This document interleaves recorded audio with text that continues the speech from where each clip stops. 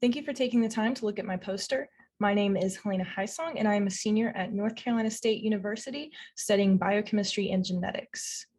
This research I'm going to present today comes from my internship at the National Institute of Environmental Health Sciences. My project is looking at the role that cell communication plays in gene expression heterogeneity. So what is gene expression heterogeneity?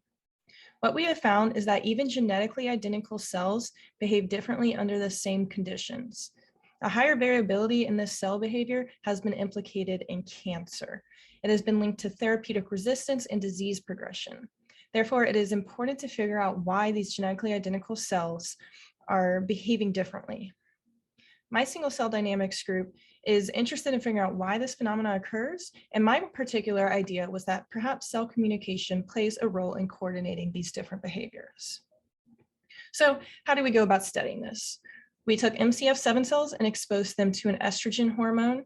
And then during the estrogen response, we used single cell RNA sequencing to monitor transcript levels as a measure of cell behavior. The first analysis we ran down here in the bottom left is dimension reduction analysis. What this allows us to do is look at thousands of variables all at once in a two-dimensional space. In this case, those thousands of variables are all the different levels of transcripts present in a single cell at a given time.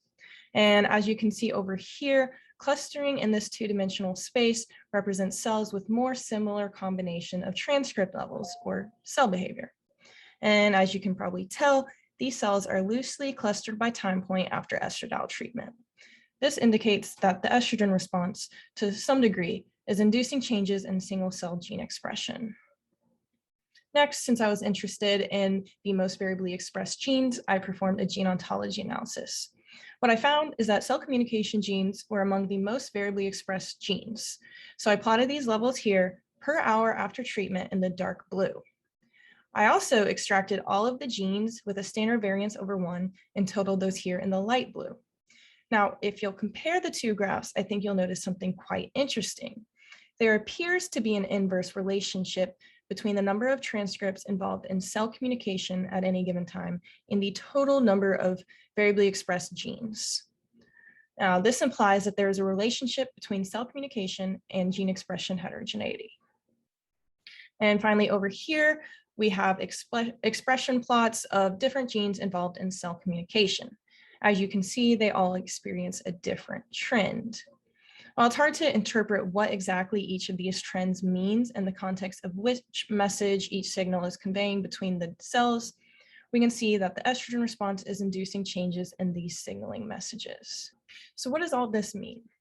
The major alterations in cell signaling messages during the estrogen response implies that intercellular communication may play a role in coordinating gene expression profiles in MCF7 cells.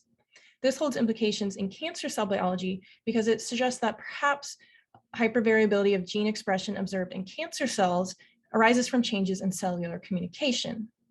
To strengthen the results of our project, we plan to study this relationship in other cell types and response pathways to see if this is a universal relationship. We are very excited by the prospect of this preliminary study and our future directions moving forward.